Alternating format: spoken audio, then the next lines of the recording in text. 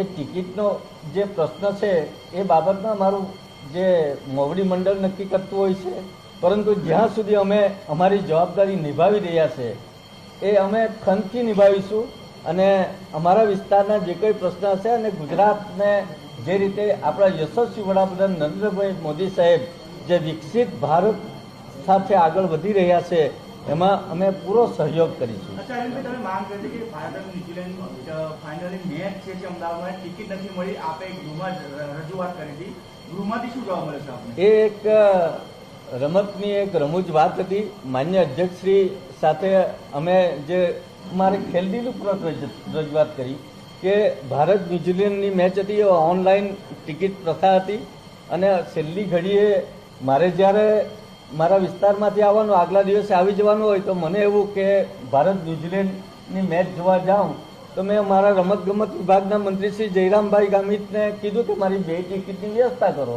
પણ એ મારી પાસે નહીં હોય. અને આજે એક વસ્તુ છે કે આ કેટલું પારદર્શક છે કે એમાં ઓનલાઈન કરીને આજે ધારાસભ્ય જેવા અમારા ભાજપના ધારાસભ્ય હોય એવા લોકોને પણ ટિકિટ ન મળે.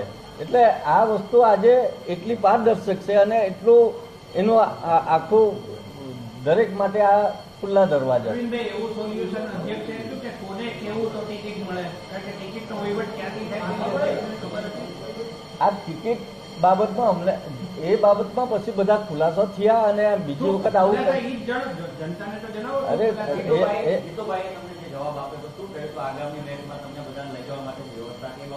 હા, જીતુભાઈ અમને હકારાત્મક ને આખા ગૃહમાં તમામ સભ્યો માટે એમણે કીધું કે આવા કોઈ પણ કાર્યક્રમ છે ધારાસભ્યને પ્રાયોરિટી આપીશું.